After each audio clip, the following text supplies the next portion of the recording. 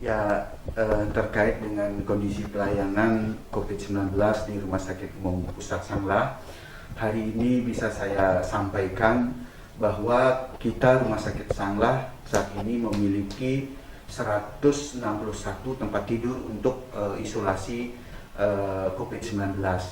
Dari 161 titik COVID-19 tersebut, saat ini ada 104, sekali lagi 104 pasien, sehingga kalau dihitung tingkat hunian atau bed occupancy rate atau BOR itu jumlahnya 64,6%. Nah, kalau 64,6% itu tentunya kami juga sudah menyiapkan, bersiap-siap untuk penambahan tempat tidur yang sebenarnya sebelumnya kita sudah sempat sampai 202 tempat tidur.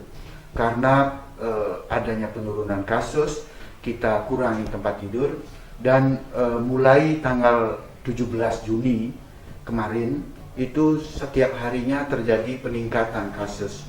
Nah, dengan demikian kita akan kembalikan tempat tidur jumlahnya menjadi 202 tempat tidur.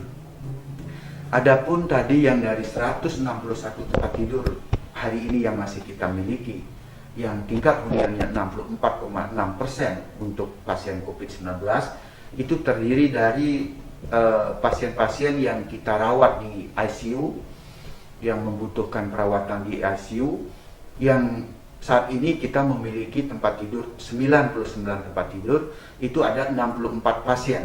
Kalau dipersentasekan bed occupancy rate BOR-nya itu sebesar 64,6%. Demikian juga untuk perawatan di non-ICU yang jumlah tempat tidurnya kita miliki 62 tempat tidur. Saat ini dihuni oleh 40 pasien. Sehingga kalau kita hitung secara hunian bed occupancy rate atau BOR itu besarnya 64,5%. Jadi sekali lagi sekarang rata-rata secara keseluruhan pasien COVID-19 di Rumah Sakit Umum Pusat Sanglah sebesar BOR-nya, tingkat huniannya sebesar 64,6%. Kemudian adapun masalah obat-obatan kita sudah siapkan, jadi tidak usah khawatir karena sangat cukup. Terutama obat-obatan yang antivirus, kemudian juga obat-obatan seperti vitamin dan lain sebagainya. Baik itu yang berbentuk tablet maupun yang berbentuk yang penggunaannya melalui injeksi atau suntikan maupun melalui cairan infus. Jadi semuanya sudah kita siapkan, obat-obatan tidak perlu khawatir. Kemudian demikian juga APD. Karena tentunya dalam penanganan pelayanan pasien COVID itu petugas-petugas tenaga kesehatan kami tentunya harus menggunakan standar APD yang sesuai dengan standarnya tentunya. Itu juga kita sudah siapkan. Jadi kita menggunakan model proyeksi, perkiraan. Jadi perkiraan kita sampai 3 bulan ke depan itu tentunya hari ini kita sudah siapkan. Nah, yang belakangan ini menjadi pemberitaan yang ramai itu tentang O2. Ya memang beberapa tempat itu mengalami kesulitan untuk O2, tapi hari ini tentunya Kemkes itu sudah berupaya keras dan tentunya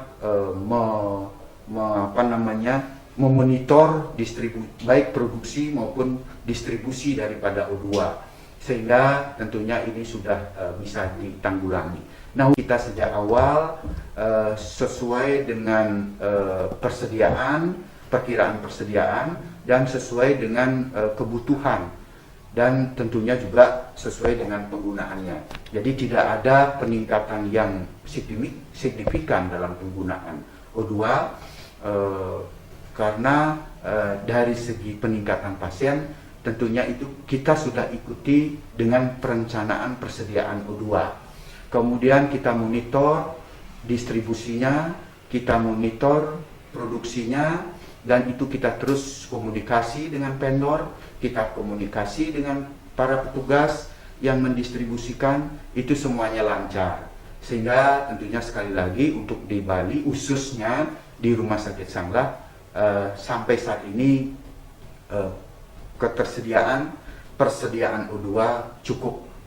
Saya kira demikian, sehingga tentunya untuk masyarakat yang ada di Bali yang terutama menggunakan fasilitas di Rumah Sakit Sanglah tidak perlu khawatir, tidak perlu cemas. Tentunya kita semua berharap dan sekaligus mendoakan semoga pandemi COVID ini cepat bisa berlalu, kita cepat pulih, kita kembali ke kehidupan seperti semula, seperti biasanya. Dan ini pasti sangat dibutuhkan partisipasi semuanya. Kita selaku petugas, kemudian juga masyarakat, dan sekali lagi partisipasi semuanya. Tetap harus menggunakan masker, harus mencuci tangan dengan air yang mengalir, dengan sabun, kemudian tetap menjaga jarak, jangan berkerumun, dan hindari perjalanan-perjalanan yang tentunya tidak dibutuhkan sekali. Itu tetap stay at home, di rumah saja. Dan jangan lupa saya mengajak Bapak Ibu sekalian untuk melaksanakan vaksinasi.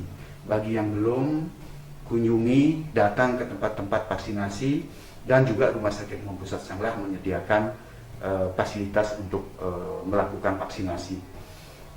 Saat ini juga sudah dimulai anak-anak umur 12 tahun sampai 17 tahun. Silahkan dibuka website rumah sakit, di sana ada linknya, daftar dan datang ke Rumah Sakit Sanglah, dan juga ke tempat-tempat lainnya yang tentunya melakukan pelayanan vaksinasi. Dengan demikian harapannya semua tentunya yang memenuhi syarat untuk divaksinasi akan tervaksinasi. Terima kasih.